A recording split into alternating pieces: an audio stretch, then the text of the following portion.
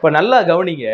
அந்த ஆடு அறுக்கப்படும் போது மனுஷனுடைய பாவத்தையெல்லாம் அந்த தலைமையில வச்சு அறுக்கப்படும் போது, அந்த ஆடு துடி துடிச்சு அந்த இறக்குற விஷயத்த மனித குலம் பார்க்கும்போது, நாம் பட வேண்டிய அந்த வலியையும், வேதனையையும், ஆக்கினையையும் இந்த ஆடு பட்டிருக்கிறதே என்பதை உணர்த்தும்படி, கடவுள் உணர்த்தும்படி தான் இந்த மாரியான சிஸ்டத்தை எல்லாம் அன்னைக்கு அந்த மனுக்குலத்துக்கு கடவுள் கொடுத்திருந்தார்.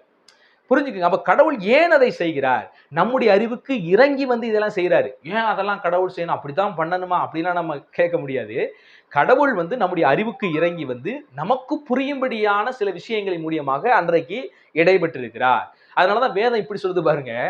ஆண்டவர் நம்முடைய பாவங்களை சுமந்து கொண்டாராம். இப்ப ஏன் கிறிஸ்தவர்களாகிய நாம் ஆட்டையோ மாட்டையோ பலி செலுத்துவதில்லை அப்படின்னு கேட்டீங்கன்னா, நித்திய பலியாக நமக்காக இயேசுவே பலியாகிட்டார். எப்போது வந்து இயேசு கிறிஸ்து சிலுவையிலே வந்து மனுக்குலத்தினுடைய பாவத்துக்காக மரித்தாரோ, அப்பயே நம்ம மாதமோ வருஷமோ ஒரு ஆட்டையோ மாட்டையோ கொண்டு போய் கடவுளுக்கு பலி செலுத்த தேவையில்லை. நம்ம பாவங்களிலிருந்து நிவிர்த்தியை தேடிக்கொள்ள அந்த அடையாளம் தேவையில்லை. ஒவ்வொரு மனிதனும் கிறிஸ்துவை நோக்கி பார்க்கும்போது, அதனாலதான் சுவிசேஷத்தை சொல்லும் போதே முதலாவது அடிப்படையான அந்த முதன்மை சுவிசேஷம் என்ன?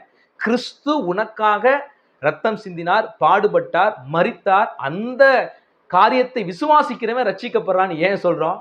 ஒவ்வொரு முறையும் சுவிசேஷத்தை சொல்லும்போது, ஒவ்வொரு முறையும் கர்த்தருடைய பந்தியை நாம் பங்கெடுக்கும் போது, ஒவ்வொரு முறையும் அவருடைய சிலுவை காட்சியை நம்ம நினைச்சு பார்க்கும்போது, என் இடத்தை இயேசு எடுத்துக்கொண்டு என்ன செய்தாரு?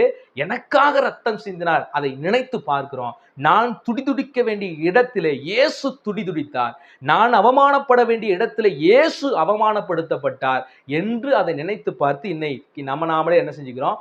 சுத்திகரித்துக் கொள்றோம். அப்ப கடவுளுடைய அன்பு எப்படிப்பட்டதாய் பழைய ஏற்பாட்டிலும் இருந்திருக்கிறது, எப்படி அதை புதிய ஏற்பாட்டிலே தொடர்ந்து இந்த மனுக்குலத்தை நேசித்து ரட்சிப்பின் மார்க்கத்தை கடவுள் உண்டாக்கினார் என்பதை வேதாகமும் மிகவும் தெளிவாக சொல்லுகிறது. கடவுள் ஒரு விஷயத்தை செய்தால் அதிலே பெரிய ஒரு சத்தியம் இருக்கும் என்பதை புரிந்து கொள்ளுங்கள். நம்முடைய குறுகிய அறிவை குழப்பி விட்டு கடவுளுக்கு எதிராக நம்மளை சிந்திக்க வைக்கிறதுல சாத்தான் ரொம்ப கைதேர்ந்தவன். அதனால அவனை வஞ்சகன் என்று சொல்லுகிறோம். ரொம்ப இந்த கடைசி நாட்கள்ல கேர்ஃபுல்லா இருங்க. ஸோ பல பைபிளில் இருக்கிற விடயங்களையும் இப்படி லெனினை போன்ற பலர்களும் இன்னைக்கு திரித்து அந்த பிழை இருக்குது, இந்த பிழை இருக்கிறது, இது ஏன் அப்படி இருக்கிறது, இது ஏன் இப்படி இருக்குதுன்னு சொல்லுவாங்க. நான் ஏற்கனவே இந்த மாதிரி எந்தெந்த விஷயத்தெல்லாம் சொல்றாங்களோ அதற்கான வசன அடிப்படையிலே நான் விளக்கத்தை கொடுத்துருக்கிறேன். சரிங்களா? இன்னும் ஏதாவது கேள்வி இருந்துச்சுன்னா தயவு செய்து கமெண்ட்ல வந்து அடுத்து நான் எதையாவது குறித்து பேசணும், ஏதாவது ஒரு சத்தியத்தை குறித்து பேசணும், ஏதாவது வேதாகமத்தை குறித்து விமர்சனம் வைக்கிறாங்க, ஆண்டவரை குறித்து வைக்கிறாங்கன்னா தயவு செய்து நீங்க உங்க கேள்விகளை ஜெனீவலா நீங்க கேளுங்க. நிச்சயமாக வசன அடிப்படையில் அதற்காக விளக்கத்தை கொடுக்க நான் ஆயத்தமாக இருக்கிறேன்.